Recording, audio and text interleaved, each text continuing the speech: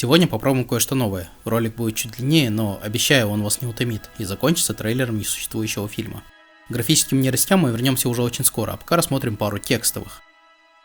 Знаете ли вы Николая Васильевича Гоголя? О, вы не знаете Николая Васильевича. В интернете есть нейросети, которые призваны помочь писателям преодолеть писательский блок. Творческий кризис, когда дальнейшее написание произведения совсем не идет.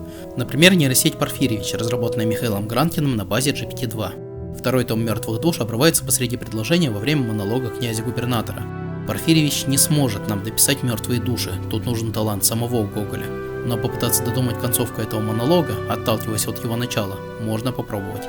Дальше уже будет получаться белиберда, потому что Порфирьевич не знает ни персонажей, ни прошедших событий, ни мира произведения, всего того, что мы бы сейчас назвали словом «лор».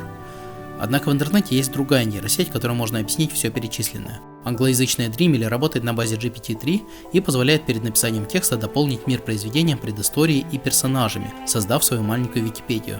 Посмотрим, что будет, если я в качестве предыстории укажу тот текст вступления к фильму «Звездные войны» 1977 года, а в качестве персонажей скопирую первую пару абзацев из статьи про Люка и Лею.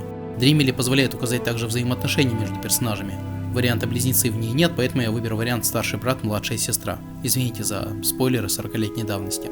Посмотрим, какой сюжет нам придумает нейросеть. Получилось весьма осмысленно, хоть и требует небольших корректировок, как и всегда с нейросетями.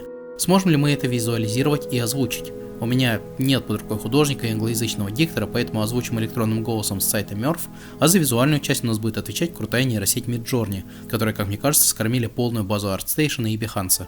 Смотрим трейлер. Princess, we're almost there, her pilot said from behind her. She nodded and took one last look at the map. This will be her final mission. It was a critical part of her plan to take down the Death Star, but it still didn't feel real. Her whole life was a lie, a cover story. The only reason they hadn't blown up her ship yet was because Luke had managed to convince his father that it would be more valuable to have someone infiltrate the Death Star while it was on course for re-entry. He'd given Leia two options.